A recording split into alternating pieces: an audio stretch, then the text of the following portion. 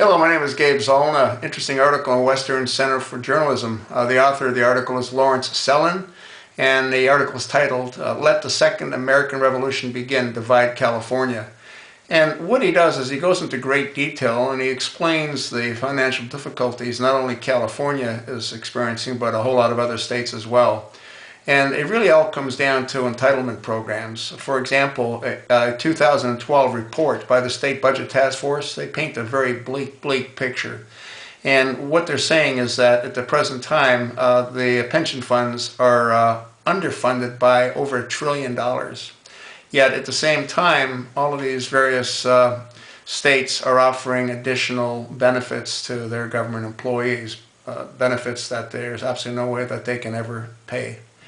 To give you an example, right now, California's underfunded liability exceeds $135.8 billion.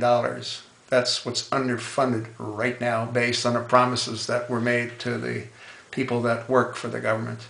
And you know what's interesting, and it's sort of sad as well, is that the people that are driving these insane programs, like the governor, Jerry Brown, he's actually the one that created the problems when he was governor the first time. But to show you how incredibly stupid people are in California, they voted him into office again. But in either case, those people, they don't really care. And the reason they don't care is because they've got their nest eggs very well protected. They're not going to be affected by the collapse. And, you know, they're not wise enough to understand what they're doing to their country and to the states. Take, for example, in France, the French president, who's a socialist and probably a communist, what he did is he put a top cap of 75% on tax liability for the rich. Now, who in their right mind, who has the intelligence to make a solid living, is going to remain there paying that kind of tax? Well, they're not, and they're leaving. And the same thing is happening to California. There's a huge exodus out of California. And if you don't believe me, just go ahead and call one of the U-Haul companies up. When you want to rent a U-Haul to go from California to Texas, it's like about $1,800. And if you want to go the other way, it's about $800.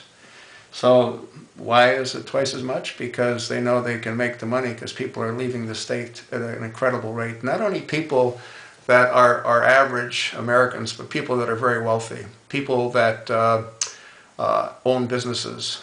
There was an article that I read that if a business moves out of California, that they're going to increase their bottom line by 30%. Why do you think Glenn Beck's in Texas? You ever wonder? Anyway, the sad part is, once again, that people that are creating all these nightmares, they don't really care. And this isn't just happening in California, it's happening in a whole lot of other states as well. And no matter what happens, whether we go over the fiscal cliff because John Boehner won't capitulate, I think that he will.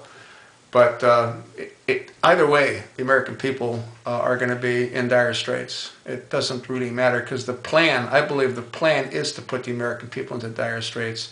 That Obamacare was never really designed to provide health care for everyone.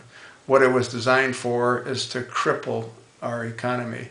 It was designed to unionize all the medical workers. I think there's 21 million that work in the healthcare industry in this country.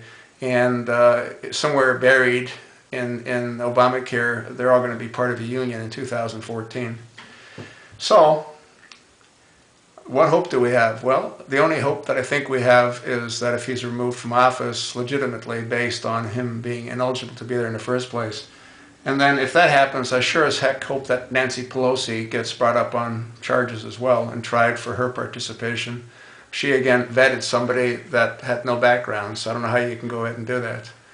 And there are other people in his administration too that should be held accountable. One of them being the less than honorable Eric H. Holder Jr., the Attorney General. He needs to explain why Obama had to exert executive privilege to prevent Congressman Darrell Issa from learning what Congressman Darrell Issa wanted to learn about Operation Fast and Furious. There's a whole lot of things that need to be addressed. Benghazi is being slid underneath the carpet on the back burner. And that's typically what always happens. Whenever there is a catastrophe, then there's a greater catastrophe created to hide the previous catastrophe. And hopefully hopefully the Benghazi thing will resurface, and hopefully the people that are responsible for having allowed 4 Americans to be slaughtered will be held accountable. We'll see. Thanks.